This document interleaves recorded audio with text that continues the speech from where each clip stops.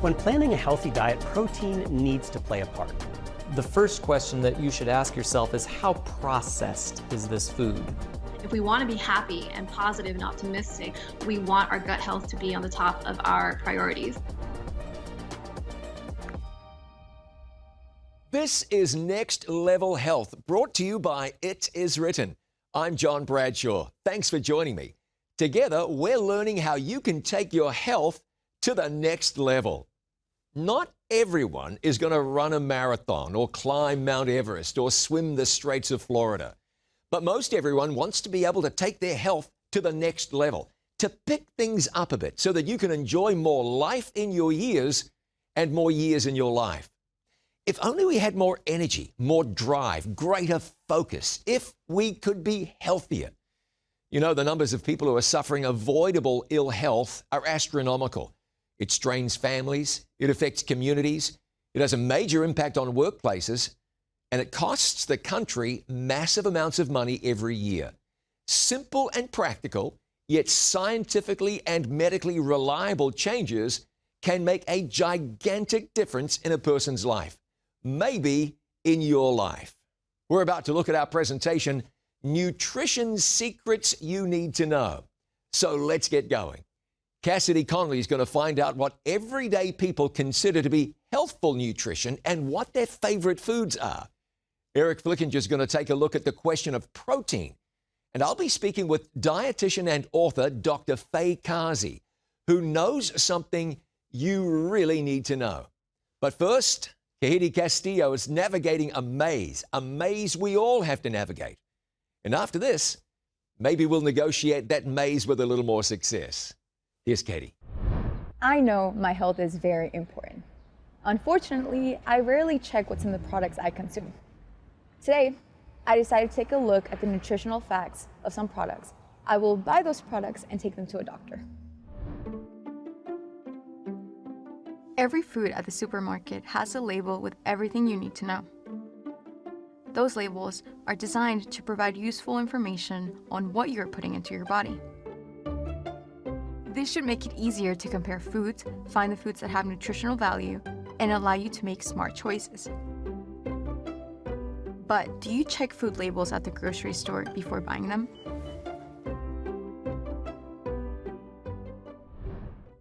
Thank you so much for joining us today, Dr. Nelson. Sure, I'm glad to be here. I am very excited about this. I love food. Food is my happy place. I'm not a picky eater. I do love sweets. The problem is that when it comes to different products, I rarely check what's in the products I consume. I think it's very important that everybody who shops at a grocery store looks at the labels and understands what it is that they're consuming.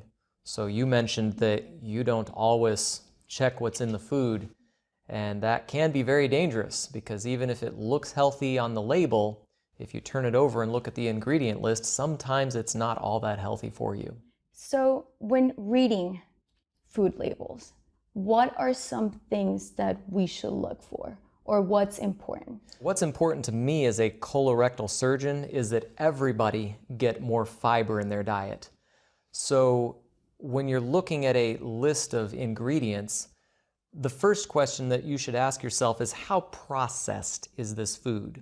How close is it to how it grew out of the ground versus something completely different that's been packaged to last a long time on a shelf? And to use one example that we have here in front of us, it's going to be more whole wheat, less white wheat. It's going to be less likely to be a processed pasta where all of the fiber has been removed, or this white bread where all the important healthy parts of the grain have been removed and left us with essentially just carbohydrate without any fiber.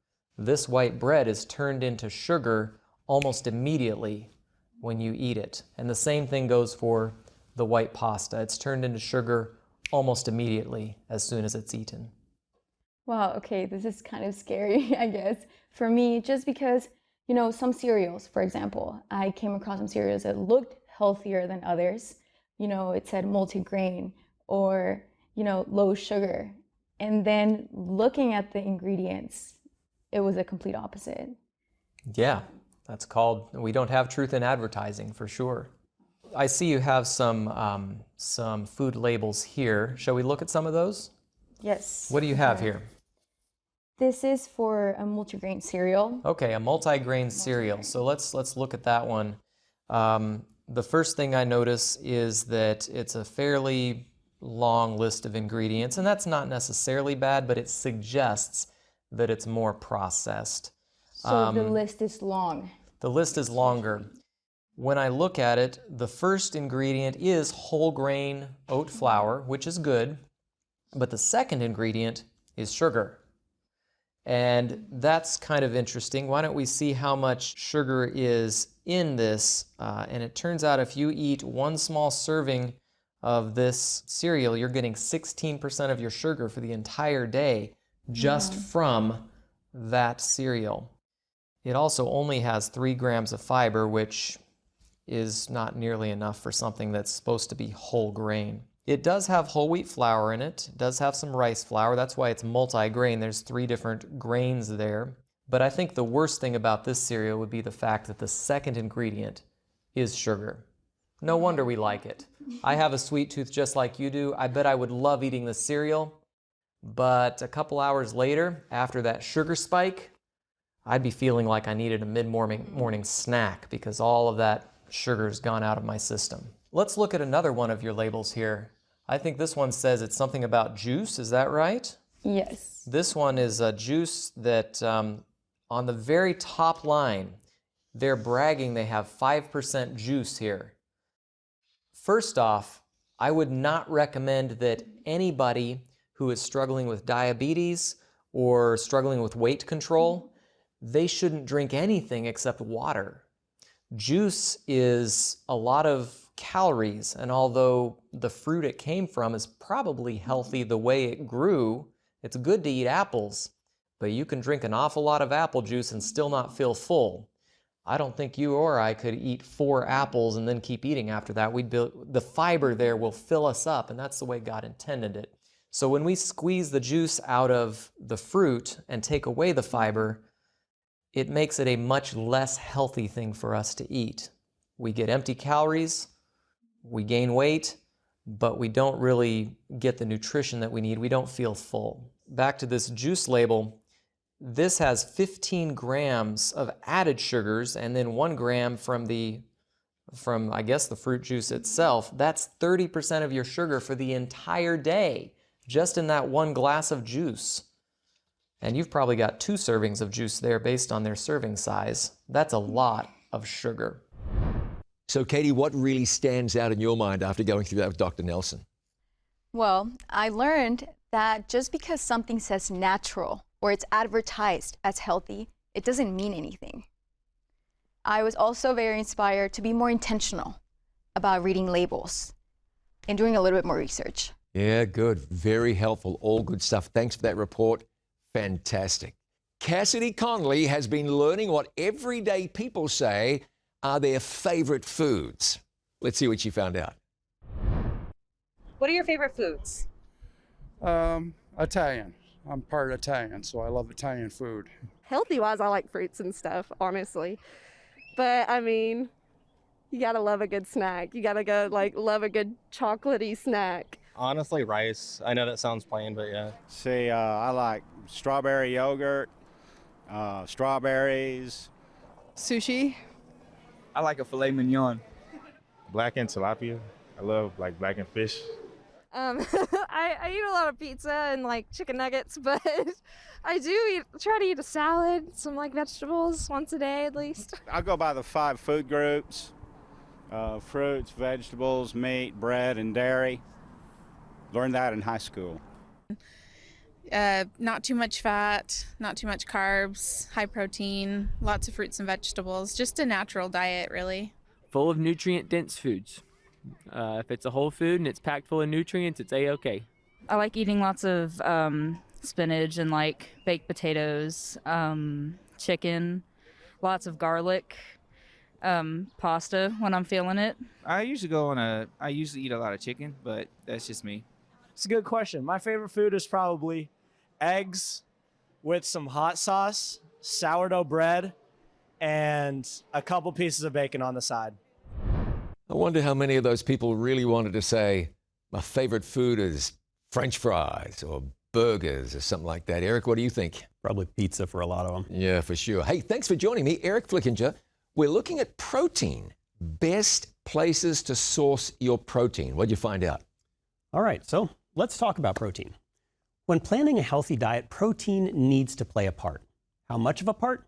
The National Academy of Medicine recommends that adults get a minimum of 0.8 grams of protein for every kilogram of body weight per day, or just over 7 grams for every 20 pounds of body weight. So, for a 140-pound person, that means about 50 grams of protein each day. For a 200-pound person, that means about 70 grams of protein each day. The National Academy of Medicine also sets a wide range for acceptable protein intake, anywhere from 10% to 35% of calories each day. But are all proteins created equally? And am I better off getting my protein from meat or non-meat sources? To better understand this, we need to understand the protein package. In other words, when you get your protein from food, what else are you getting with it? It's likely the protein package that makes the bigger difference in your health than it is the amount of protein you get.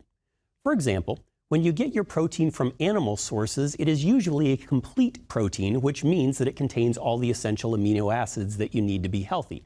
But along with that protein, you also get saturated fat and sodium.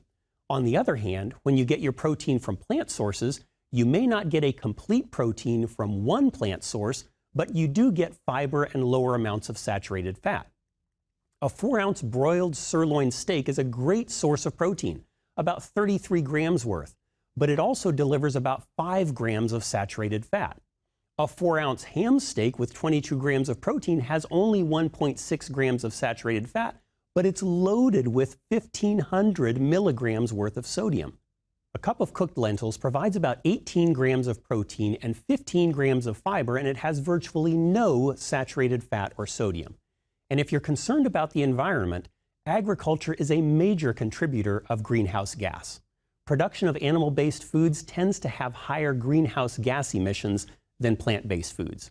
So if you want to get the protein you need without all the saturated fat and sodium and help the environment as well, eat a variety of beans, seeds, nuts, whole grains, and vegetables, and you'll be headed in the right direction. Hey, thanks, Eric. I'm not sure who popularized the myth, but it's a myth.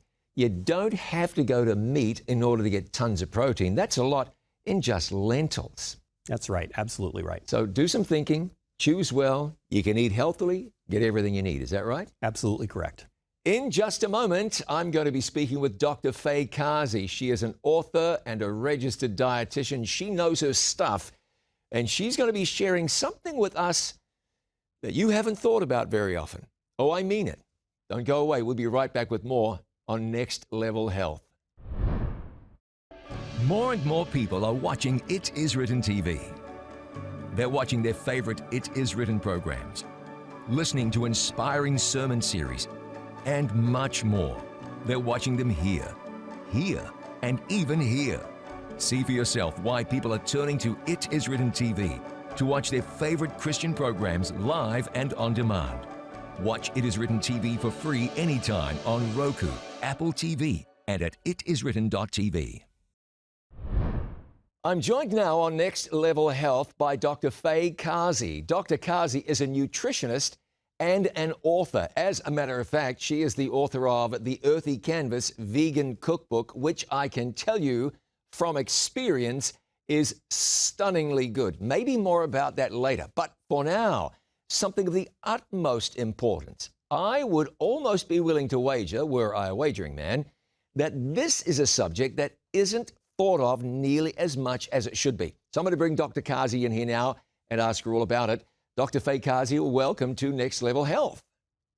Thank you so much for having me. I'm so excited to be with you all. So, as a nutritionist, you study these things and you understand the importance of them. We're going to talk about something that I don't think is on everybody's conversation list, but might ought to be discussed a whole lot more, and that is the gut microbiome. Tell me, what in the world is that? Yeah, so exactly. As a dietitian and a health professional, we're beginning to see so much more emphasis on the gut microbiome. And basically, what the gut microbiome is an ecosystem, if you can think about it this way. It's an ecosystem of microorganisms that live in the small intestines and in the large intestine. And basically, it's fungi, bacteria, and archaea. And these are the three main components. And they have four main functions. And this is why it's supposed to be so important to everyone.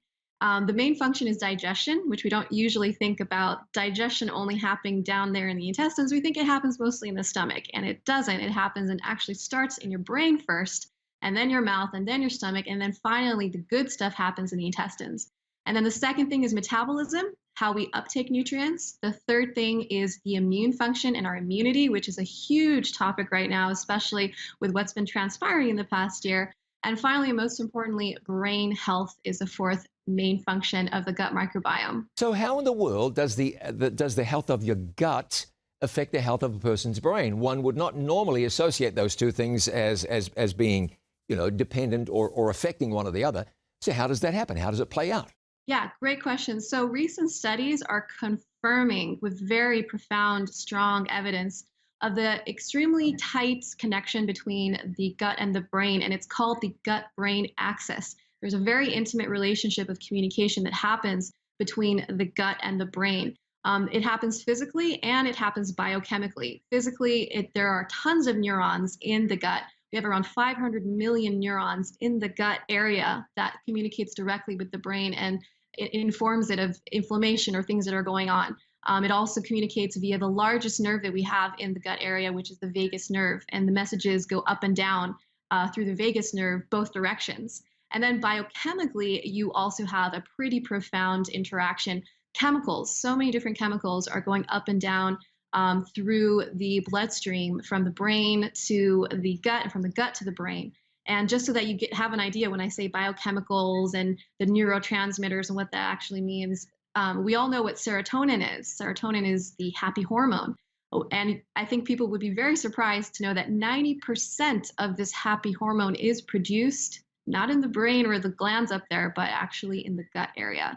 And so that's why it's profoundly important for us to understand that there is an intimate, profound connection between the gut and the brain. Yeah, it sounds like there really is. So let me ask you this. You're a dietitian, you're a health professional. Dr. Kazi, I imagine that many people are going to ask you, is there a pill I can take for this? Or do I take these probiotics? Is that important? Is this all about take the right supplement and you're going to be okay? That's a very good question. And I think, unfortunately, all of us live in this society of like the quick pace society where we just want to, we want the easy way out, the quick way out. The truth of the matter is prebiotics and probiotics are wonderful, but we can't just take supplements and expect that our diet is going to be in the best shape as a result of them. And just for those of you who might not know, or those who watching might not know the difference between prebiotic and a probiotic, you can think about it as live bacteria. We already have probiotics in our gut right now that are working to digest food, and they're alive. And prebiotics, you can think about it more as the food for the probiotics. So if a probiotic was a plant, the prebiotic would be the fertilizer for the plant.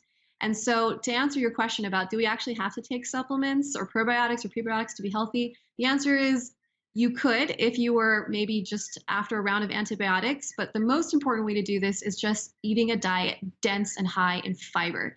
Fiber acts as the prebiotics that feed the naturally existing probiotics in our gut. And so that is going to be the ideal method that really does have a very robust effect on the gut microbiome. So it sounds a lot like a person could undermine their function simply by putting the wrong stuff into their bodies, which affects this communication between the gut and the brain. Best ways to strengthen the microbiota, what are they?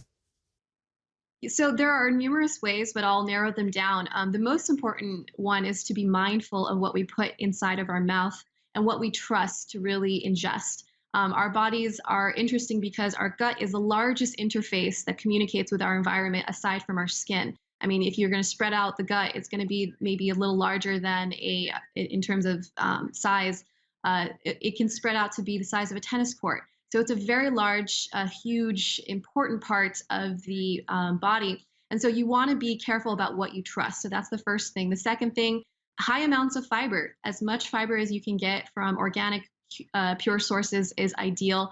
And then you really want to decrease the amount of inflammatory foods that you consume. And these include the junk food, processed foods, high amounts of sugar, salt, processed oils. All these things tend to decrease the body's ability to fight against inflammation. And inflammatory responses in the gut create a lot of havoc and can cause dysbiosis, or basically an imbalance in the good and bad bacteria that we have in the gut, because there are two sides of it. And another really big one that's highly underestimated is stress. Stress has a huge impact on the microbiome, and it can cause this imbalance to really be very big. And so we want to be able to focus as much as we can on relaxation, focus on trust, and on eating a clean, healthy diet that's dense in nutrients. It sounds to me that really what this is about is people taking the time to think about cause to effect. What I put in is going to have a reaction. That reaction is then going to affect my brain one way or another. So wrap this up by telling me why gut health, why thinking about this and being maybe proactive about this, why is that something that we should take so seriously? Well, the most important things that we have in our lives are going to be the way that we think, or the things that we believe in, and is going to be how we feel and how our body reacts to our environment. And all of those things have direct correlation with the health of our gut. So if we want to think clearly and make right decisions and be wise, then our gut health should be important to us. If we want to be happy and positive and optimistic and encouraged and enthusiastic, we want our gut health to be on the top of our priorities. And if we want our immunity to be strong, if we want to fight disease, and if we want to protect our bodies from illness, we will have and focus on gut health as a number one priority in our life. So for those reasons, I think it's very imperative that we focus on gut health as the new, ideal of our overall health. It makes so much sense. I'm so glad to hear you talking about it. What goes on in here really matters to the rest of us. Now, someone's thinking, I'd like to know more about this, and you are the person to ask. Tell me about Biomely. Yeah, so I thank you for that. Yes, I co-founded a company called Biomely, and it is a website that you could go on there right now and ask any type of gut-related question, and you can receive a response from myself as a health professional and other health professionals. And so it's a free resource. All you have to do is register, and you'll be able to upload any type of question that you have and get answers. And you can do so anonymously, since gut-related issues can have a bit of, sensitive quality to it. And there's lots of microbiome-related articles on there and other health resources. Dr. Faye Kazi, wonderful to see you again at It Is Written. Thanks for joining us. Thank you so much for being part of Next Level Health. Thank you. Thank you for having me. And I want to encourage you to make sure that you get Dr. Kazi's book. This is a work of art. I'm sure you're not going to be very interested in the dessert section, but were you to be, it will blow you away. Just that. So it's a beautifully illustrated, fabulously written, very practical, enormously tasty book. The Earthy Canvas Vegan Cookbook, 100 plant-based recipes that taste as good as they look. They might even taste better than they look. Next Level Health is encouraging people all around the world to take their health to the next level and to know the God who gives the gift of good health. To make it possible for It Is Written to produce more resources like this, sharing hope and life with the world, please call 844-974-8836. That's 844-WRITTEN, or go to nextlevelhealth.life and click Donate. Your support will make a world of difference to so many people. Call 844-WRITTEN or visit nextlevelhealth.life. Writing in the Baltimore Sun, Audrey Lawson-Sanchez says that USDA guidelines for a 2,000-calorie-a-day diet approve the daily consumption of 12 teaspoons of added sugar and nearly 3 Big Macs worth of saturated fat as part of a health-promoting lifestyle, which, of course, is absurd. She writes that foods such as donuts and cinnamon rolls are marketed as healthy meals in public schools. Let me quote, "In reality, most Americans should be reducing the amount of animal protein we eat and boosting our intake of whole grains, vegetables, fruits, and legumes. While true protein deficiency is virtually non-existent in America, 95% of us are fiber deficient, and only 1 in 10 meets the bare minimum requirement of 5 servings of fruits and vegetables per day. And we wonder why we're sick. What if we thought about what we were eating and made better decisions? The same writer says, whole plant foods play an enormous role in preventing and in many cases treating cardiovascular diseases, high blood pressure, diabetes, certain cancers, and other devastating chronic illnesses, while frequently consuming animal source foods raises our risk for these same deadly diseases. About 655,000 Americans die from heart disease every year. This is largely why. It was interesting to hear surgeon Dr. Eric Nelson say that people in general need to be eating more fiber. But what are we eating? Processed food, white bread, which has almost all the fiber taken out. I was fascinated to hear Dr. Faye Kazi say that what we put into our mouths, then into our stomachs, has a big impact on what she called the gut-brain axis. What was she pointing out? The correlation between cause and effect. Our actions have consequences, and sometimes those consequences are heart attacks or stroke or atherosclerosis or even an amputation. But let me ask you how your spiritual nutrition is. Here's what I want to encourage you to do. Read the Bible regularly, every day, in the morning and again in the evening, before you sleep. Many people struggle spiritually because their spiritual diet isn't what it could be. Listen to this. How can a young man cleanse his way? By taking heed according to your word. Psalm 119, verse 9. If you want to experience joy, peace, and happiness, you'll do that when you feed on the word of God. When my son was just a little boy, I told him I was going to make breakfast and that it would be the best breakfast ever. The two of us went to the supermarket and bought all the things he loved. We bought apples and pears and cantaloupes and watermelons, everything he was into. I told him, tomorrow morning, we're going to eat like kings. The next morning, when I came bounding down the stairs, there was my little boy sitting on the floor in the kitchen, eating noodles from out of the trash can. I couldn't believe it. He was as proud as anything. Noodles, Daddy, he said. Noodles. Oh, no, I said. They're dirty, son. And have you forgotten? We've got a feast fit for a king today. I opened the fridge. There was the watermelon and some of the other things we'd bought. Oh, he forgot all about his noodles now. His father had prepared him a fabulous breakfast. My boy had been eating out of the trash.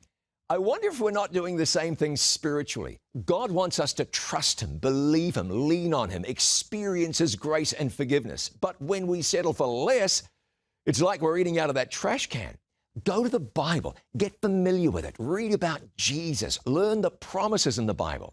You know, at It Is Written, we've got an excellent Bible reading plan that takes you through the entire Bible in just 1 year. Go online to itiswritten.com/Bible reading. itiswritten.com/Bible reading. Start right away. Don't wait. That's really taking your nutrition to the next level. Thank you for joining me. Next time, Fitter for Life. Learn how you can easily take your fitness to the next level. This is Next Level Health, brought to you by It Is Written.